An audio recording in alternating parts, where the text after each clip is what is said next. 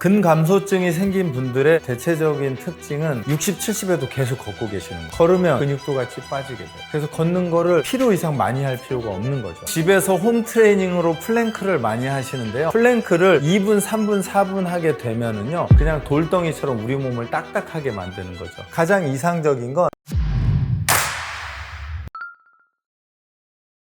근감소증이 제가 볼 때는 지금 이슈가 되는 이유는 기대 수명 증가랑 맞물릴 것 같아요. 예전에는 수명이 짧다 보니까 근육이 빠지기 전에 돌아가시는 경우가 많았거든요. 근데 요즘 90세까지 살다 보니 대략 근감소증이 아주 강하게 오는 게 한 70세부터거든요. 그럼 70부터 90세까지가 근감소증을 안고 살 가능성이 높은 거죠. 그러다 보니 나이 드신 분들이 어디 특별히 아픈 데가 없는데 걷는 게 어렵고 움직이는 게 어려워지는 거죠. 도대체 뭐가 문제일까 찾아봤더니 근육의 저하가 그분의 움직임의 능력을 다 떨어뜨려 놓은 거죠. 근감소증이 오는 여러 가지 이유 중에 첫 번째는 어디가 아프면 생겨요. 몸에 염증이 생기면 그 염증이 근육을 분해시켜 버리거든요. 예를 들어서 허리가 아프다든지 무릎이 아프다든지 이렇게 염증이 생기면 근육이 성장을 하지 못하고 반대로 쪼그라들어 버리거든요. 근육이 빠지고 다시 운동을 하면 어느 정도 복구가 될 텐데 운동도 안 해버리니까 근육이 계속 빠지는 경우가 있고요. 또 하나는 식사 습관이겠죠. 40대에 체중을 좀 빼기 위해서 채식 위주의 식사를 하다 보니 그 습관이 몸에 남은 거예요. 그때 단백질 공급이 부족해지면서 근육도 계속 같이 빠지는 거죠. 그래서 40대에는 체중을 좀 빼는 게 좋지만 60대 이후는 체중이 조금 나가는 게 좋은 이유는 단백질의 공급과도 관련이 되어 있다고 볼 수 있습니다. 그래서 40대에 먹던 습관이 60대도 좋을 거라고 생각하면 안 되는 거죠. 만약에 내 체중이 적게 나간다면 어떻게든 식사량을 늘려야 되는 거죠. 단백질과 나머지로. 근데 40대의 습관을 그대로 가지고 오는 거죠. 운동도 마찬가지거든요. 각각 연령대별로 필요한 운동들이 조금 변하고 있는데 나는 그냥 그대로 있는 거죠. 세포의 성장과 노화거든요. 세포가 성장할 때는 걸어만 다녀도 근육이 생기거든요. 20대에는. 근데 30대를 지나면서 매년 1%씩 이렇게 빠져서 대략 한 70대가 넘어가면 20대에 있던 근육의 절반밖에 안 되거든요. 그럼 내가 가진 근육의 절반으로 살아가야 되니 움직이기가 힘들고요. 속도를 내기도 힘들고 힘을 쓰기도 힘들어지는 상황이죠. 그렇게 되면서 노화가 진행되는 겁니다. 근육의 노화가 일어나는 건 활동하는 습관, 신체 활동을 포함한 운동들이죠. 예를 들면 공원에 가면 많은 분들이 걸어 다니잖아요. 그게 40대, 50대에 나는 살을 빼야지라고 걸어서 맨날 다니시면서 이제 이렇게 하시는데 이 습관이 계속 지나다 보면 60, 70에도 계속 걷고 계시는 거예요. 걸으면 체지방이 빠지죠? 그럼 체중이 빠지면 근육도 같이 빠지게 돼요. 그래서 걷는 거를 필요 이상 많이 할 필요가 없는 거죠. 권고하는 걸음수는 하루에 대략 7,500보 정도거든요. 그 7,500보면 내가 건강하게 하루를 보낼 수 있는 정도의 걸음수고요. 그 나머지는 근육을 다시 좀 생성하기 위해서 근력 운동을 같이 해야 되는데 제가 볼 때 유산소 운동만 계속하면 살은 계속 빠지게 되어 있습니다. 근감소증을 예방하기 위해서 가장 중요한 근육은 사실은 엉덩이와 허벅지 근육이거든요. 우리 인체에서 가장 크고 가장 부피가 넓은 근육이고요. 이 근육이 빠지게 되면 보행에 막대한 지장이 있습니다. 그래서 허벅지와 엉덩이 근육이 빠지지 않는 운동을 하시는 게 가장 좋고요. 거기에 추가한다면 종아리 근육까지 잘 만들어진다면 보행과 움직이는 능력이 떨어지지 않고 유지되겠습니다. 첫 번째 운동은 종아리 운동이고요. 만약에 벽을 잡았다 생각하시고 왼쪽 발로 서고 오른발은 살짝 들어줍니다. 이 상태에서 왼쪽 허벅지와 엉덩이에 힘을 꽉 주시면 몸이 곧게 펴지고요. 그 상태면 허벅지와 엉덩이까지 힘이 들어온 상태고요. 이 상태에서 수직으로 최대한 올라갔다가 천천히 내려옵니다. 다시 쭉 끌어올리고요. 천천히 내려오시고 올라갈 때 주의하실 점은 내 몸의 종아리에 안쪽 근육이 자극을 받아야 되고요. 안쪽 근육이 자극을 받기 위해서는 엄지발가락 쪽으로 밀어 올리는 게 중요합니다. 그리고 무릎이 구부러지게 되면 허벅지와 엉덩이에 힘이 들어오지 않기 때문에 무릎의 힘이 완전히 펴져서 직선을 이루게 하는 게 중요하고요. 반복 횟수는 가장 좋은 A 학점이면 25개가 필요하고요. 집에서 하시는 분들은 어려우실 거예요. 그러면 10개라면 10개에서 시작해서 점차적으로 올려서 25개까지 올라가시면 종아리 근육이 아주 단단해지시면서 근감소증을 예방할 수 있을 것입니다. 근감소증을 예방하기 위해서 허벅지, 엉덩이를 강화하는 좋은 운동은 스쿼트입니다. 발은 어깨보다 조금 더 넓게 벌려주시고요. 양손은 허리에 올립니다. 그 상태에서 천천히 내려가면서 스쿼트를 한번 해보실게요. 그 다음에 천천히 일어나서 허벅지, 엉덩이를 완전하게 조여주시고요. 스쿼트를 할 때 중요하게 생각해야 될 점은 내려가면서 허벅지와 엉덩이가 늘어나거나 자극을 받는 느낌이어야 돼요. 그 상태에서 늘어난 근육으로 일어날 때 조이면서 내 몸을 일으키는 겁니다. 만약에 허벅지만 자극이 있고 엉덩이가 자극이 없다면 엉덩이가 자극받을 수 있게 몸을 뒤쪽으로 조금 더 엉덩이를 보내주시면 자극이 될 거고요. 그래서 허벅지, 엉덩이가 동시에 자극이 돼야 근감소증을 예방할 수 있고요. 그래야 종아리, 허벅지, 엉덩이를 사용해서 잘 걷고 잘 움직일 수가 있습니다. 쭉 내려가서 허벅지, 엉덩이 늘어나게 해주시고 밀어 올리면서 허벅지, 엉덩이를 동시에 조여주면 되겠습니다. 가능하면 처음에는 천천히 운동을 하시는 게 좋고요. 좋아질수록 속도를 조금 내시면 좋은데요. 중요한 점은 내려가는 속도는 늦어야 되고요. 올라가는 속도는 빨라야 합니다. 그래야 근육이 잘 사용됩니다. 근감소증이 생긴 분들의 대체적인 특징은 계단을 무서워하거나 피합니다. 이유는 무릎이 아프거나 발목, 허리가 아프기 때문인데요. 계단을 피하게 되면 삶의 질이 엄청 떨어집니다. 이유는 우리가 생활하는 공간에서 계단이 상당히 많거든요. 만약에 발목이나 무릎, 허리가 불편하시다면 기본적인 운동을 좀 해서 계단을 피하지 않고 이겨낼 수 있게끔 몸을 준비하는 게 필요하고요. 그 다음에 계단을 잘 걷기 위한 방법을 설명드리겠습니다. 계단이 만약에 있다라고 하면 보통은 일어날 때 허벅지 힘으로 일어나거든요. 그러면 뒷발을 거의 쓰지 않은 채 구부려서 이 힘으로만 올라갑니다. 이렇게 되면 허벅지만 쓰이거든요. 다시 내려갔다가 무릎 구부리고 그 상태로 올라가세요. 네, 이렇게 되면 허벅지만 쓰는 거고요. 허벅지에 종아리를 쓰려면 반대쪽 종아리로 몸을 앞으로 쓱 밀어주고 반대발이 올라오는 겁니다. 다시 천천히 내려갔다가요. 체중이 뒤에 있다가요. 계단을 오른 다음에 체중을 앞으로 두고 그 다음에 뒷발로 밀어서 올려주면 이 허벅지의 부담을 줄여주면서 종아리가 몸을 밀어주니까 허벅지의 부담이 떨어지니까 통증이나 불편감이 줄어들게 됩니다. 그래서 편안하게 계단을 오를 수 있게 됩니다. 그래서 딛고 있는 발에 종아리를 사용하면서 몸을 올려주는데 네, 그렇죠. 첫 번째는 몸을 앞으로 이동시켜주기 위해서는 상체를 앞으로 기울여주는 거고요. 이 상태에서 종아리를 밀어주면서 몸을 일으킨다 생각하시면 올라와 있는 허벅지를 좀 적게 쓰면서 부담을 줄일 수 있습니다. 그래서 계단은 피하는 것이 아니고 적극적으로 이용해서 내 근육을 잘 사용할 수 있어야 근감소증을 예방할 수 있습니다. 집에서 홈 트레이닝으로 브릿지를 많이 하시거든요. 하지만 그 브릿지를 잘하는 분들은 많지 않은 것 같아요. 왜냐하면 어떤 것에 집중을 하고 신경을 써야 되는지 잘 모르거든요. 잘못된 동작들을 한번 보여드릴게요. 첫 번째는 발이 너무 먼 경우 이렇게 해서 한번 들어 올려 보시겠어요? 지금 혹시 자극이 어디에 오나요?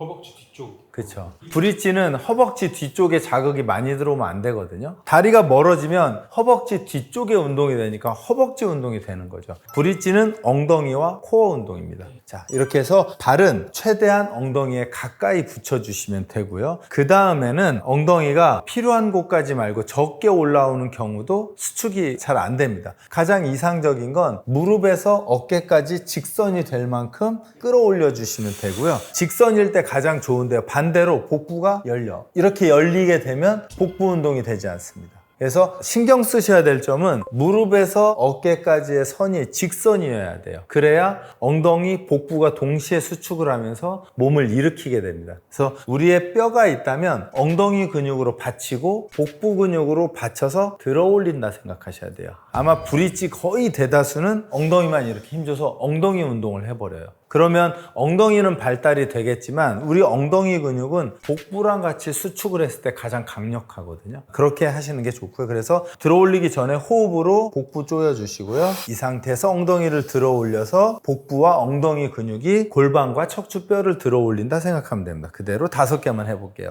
쭉 들어 올려서 직선 만들어 주시고요. 만약에 이렇게 운동을 하시면 일반 브릿지보다 훨씬 힘드실 거고요. 그러면 반복 횟수를 조금 줄이셔도 좋습니다. 그 상태에서 천천히 정확한 동작으로 반복 횟수를 늘리시면 코어와 엉덩이가 굉장히 강하게 발달이 될 것입니다.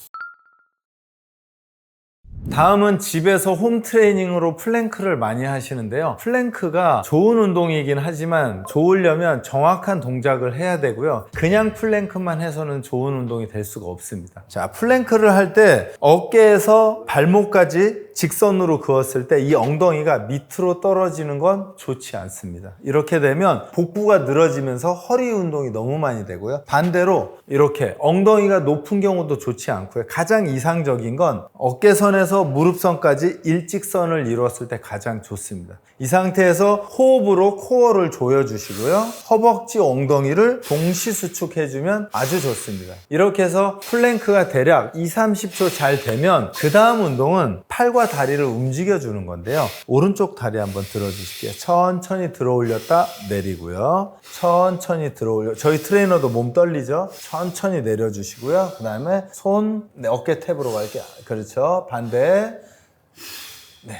플랭크를 그냥 멈추면 안 되는 이유는 코어 근육은 팔다리가 움직일 때 고정되는 역할을 하거든요. 근데 팔다리가 동시에 고정되면 그냥 시멘트처럼 굳어버려요. 그래서 몸이 단단해지지 않습니다. 좋은 플랭크는 몸통이 멈춰 있을 때 이렇게 팔다리가 움직여줄 동작에서 가장 강력해지고 강한 코어를 가질 수 있습니다. 그래서 혹시 플랭크를 좀 하셨다면 멈춰 계시지 말고 이렇게 움직여 주시면 좋고요. 그 중에서도 다리보다 팔을 움직일 때 체력 소모가 훨씬 많거든요. 그래서 팔을 움직이는 동작을 많이 해주시면 코어가 훨씬 더 강하게 발달이 됩니다. 플랭크를 2분, 3분, 4분 하게 되면은요, 장점보단 단점이 많아져요. 우리 몸은 단단해야 되는 부분도 있고 움직여야 되는 부분도 있는데 2분, 3분을 하면 그냥 돌덩이처럼 우리 몸을 딱딱하게 만드는 거죠. 우리 몸이 건강하다는 건 어느 한 부위가 움직일 때 어느 한 부위는 고정을 해서 안정감을 줘야 되는데요. 다 딱딱해져 버리면 돌덩이처럼 굳어지는 거죠. 반대로 어느 한 부위가 움직일 때 같이 움직이면 고정력이 없어져요. 건강한 몸은 어느 한 부위가 고정되고 어느 한 부위는 자유롭게 움직일 때 자연스럽게 몸이 움직이게 됩니다.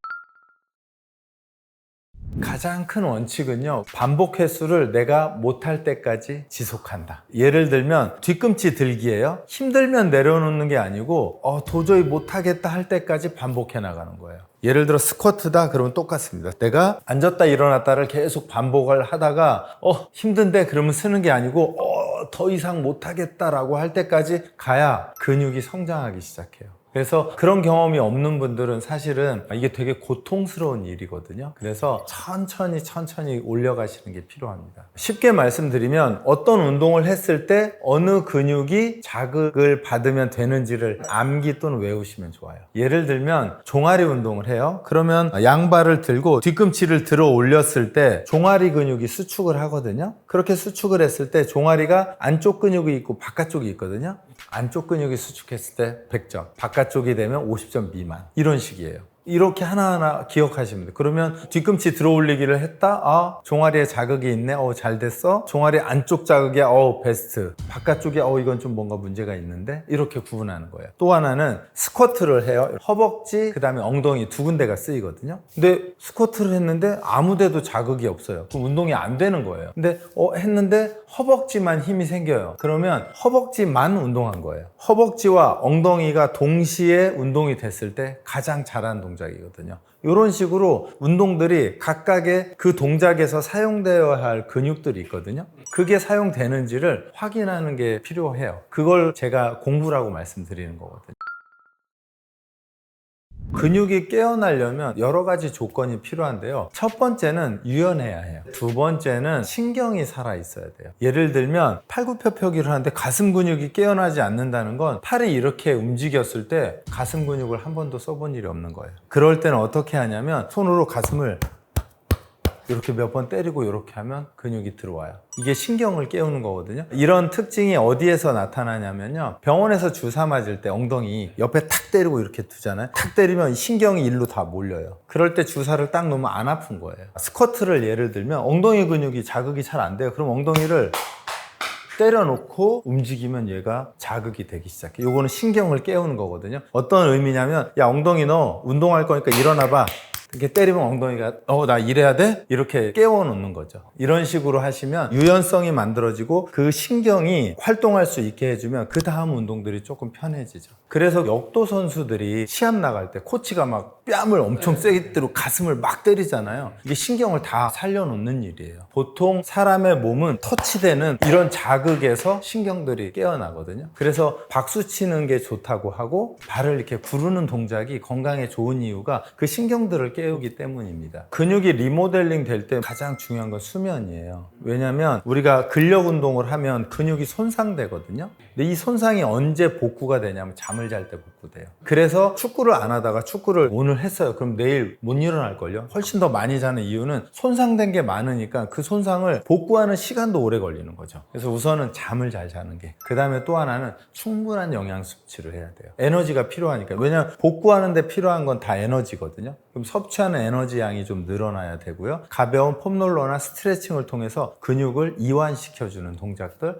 이 세 가지가 제가 볼 땐 가장 중요한 키워드라고 생각하시면 되겠습니다. 근데 만약에 운동 강도가 강했다면 보통 24시간 정도라고 하는데 48시간이 걸리기도 해요. 등산을 한 번도 안 하다가 어느 날 등산을 무리해서 하면 하루 만에 근육통이 안 빠지고요. 이틀, 3일 가는 경우도 있어요. 이거는 운동 강도가 너무 셌던 거예요. 그럴 때는 근육통이 풀릴 때까지 더 충분히 자고 영양 섭취 잘 하고 스트레칭 잘 해주시는 시간을 조금 더 길게 갖는 게 필요합니다. 만약에 24시간 안에 근육통이 안 없어지고 48시간이나 72시간까지 간다면 그 전에 운동 강도가 너무 셌다고 생각하시면 돼요. 그러니까 양도 많고. 그러면 그 두 가지를 좀 줄여서 가능하면 48시간 안에 회복이 될 수 있게끔 해주면 운동 강도는 딱 좋습니다. 그래서 운동을 안 하는 것도 문제인데요. 운동에 중독되면 너무 과하게 운동을 해서 몸을 늙게 만드는 경우도 많거든요. 그래서 운동이 어려운 이유는 너무 약하게 해도 도움이 안 되고요. 너무 강하게 하면 이것도 도움이 안 돼서 60에서 80% 이 구간을 계속 지켜가는 거죠. 근데 잘 생각해 보시면 스포츠는 이 구간을 지킬 수가 없어요. 축구를 하면 막 뛰다가 80% 넘었으니까 축구공을 따라가다 말 수가 없잖아요. 따라가야 되니까. 이제 이러면서 사실은 몸이 조금 망가지긴 하는 건데 정신적으로는 좋죠. 그래서 스포츠는 그 구간을 넘나드는 것들이라 건강하고는 괴리가 좀 있습니다.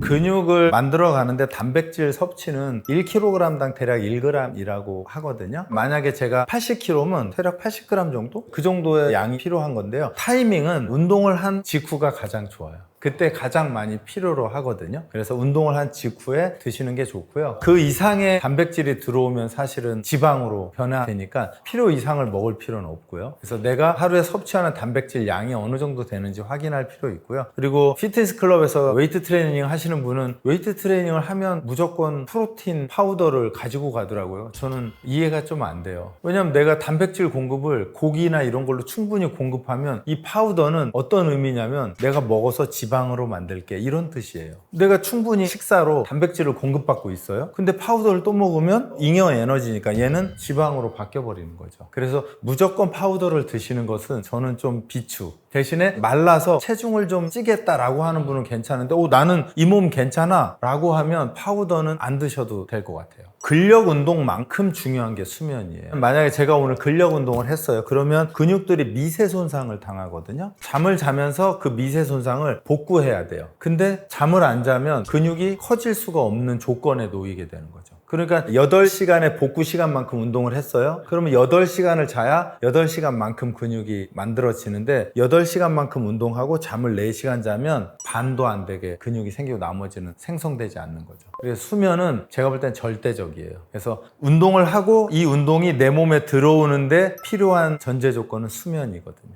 그렇게 생각하시면 됩니다. 몸을 쓰는 것에 대한 익숙함이 없어요. 만약에 피곤하면 뭐 하시죠? 대부분 물어보면 잠을 자야 한대요. 근데 운동에 노출이 많이 되신 분한테 피곤하면 뭐 하세요? 그럼 그 사람은 신발 신고 운동한다예요. 운동을 하고 나서 피로감이 없어지는 걸 본인이 느껴봤거든요. 그래서 이제 그런 분들한테는 피곤하면 스트레칭을 해보세요. 그러면 몸이 확 살아나는 느낌이 나거든요. 이런 경험들이 쌓이다 보면 피곤하니까 스트레칭 해야지. 처음엔 그렇게 되겠죠. 시간이 지나면 피곤해? 근력 운동 조금 하면 피로가 없어져. 이렇게 되는 거죠. 물론 잠을 정상적으로 잤다는 전제 하에입니다. 날새고는 아니고요. 근육의 가장 큰 차이는 탄성이겠죠. 젊은 사람 근육 만지면 쫀쫀하죠. 탄력이 있어요. 근데 나이 드신 드신 분들은 약간 물컹물컹. 저는 이제 이걸 순두부라고 하거든요. 운동을 꾸준히 한 사람은 탄력이 있고요. 피부를 만지면. 운동을 안 한 분은 젊어도 피부가 순두부 같죠. 그건 이제 근육의 탄성을 잃어버린 거라 그렇게 구분할 수 있을 것 같아요. 그리고 당연히 근육량이 많으면 혈액순환도 잘 되기 때문에 얼굴에 혈색이 좋다고 말하죠. 그렇지 않은 분들은 약간 허여멀건해갖고 몸에 힘이 없죠. 걷는 거, 움직이는 거 모두 다르죠. 예를 들어 운동을 하신 분들은 에너지 있게 걸으니까 조금 더 다이나믹하고, 운동을 하지 않는 분들은 이렇게 좀비처럼 걷는 그런 동작들이 보이죠. 그래서 이렇게 보면 저분 운동했는지 안 했는지는 사실 서 있는 모습으로도 보여요. 대체적으로 운동하신 분들은 이렇게 서 있거든요. 운동을 안 한 분들은 이렇게 서 있어요. 그런 모습들로 알 수 있죠. 근감소증을 예방하기 위해서 운동을 한 번도 안 했다면 단 하나의 운동만 하시면 돼요. 뒤꿈치 드는 운동만 하시든지, 또는 고무밴드가 있다면 그 밴드를 문에다 걸어서 잡아 당기시든지 단 하나만 하시면 돼요. 그래서 그 하나의 운동이 2개의 운동이 되고, 2개의 운동이 3개의 운동으로 가는데 생각보다 시간이 많이 걸리지 않습니다. 익숙해지면 속도가 나기 시작하거든요. 단 1개가 필요합니다. 그래서 단 하나를 하루에 한 번이든 이틀에 한 번씩 꼬박꼬박 하시다 보면 아마 3개월, 6개월 지나면 어느새 운동이라는 공간 속으로 가 계실 거예요. 그러면 근감소증이 예방되고 동년배의 어느 누구보다도 건강하고 활기차게 하루를 보낼 수 있고 인생을 지낼 수 있을 거라고 생각합니다.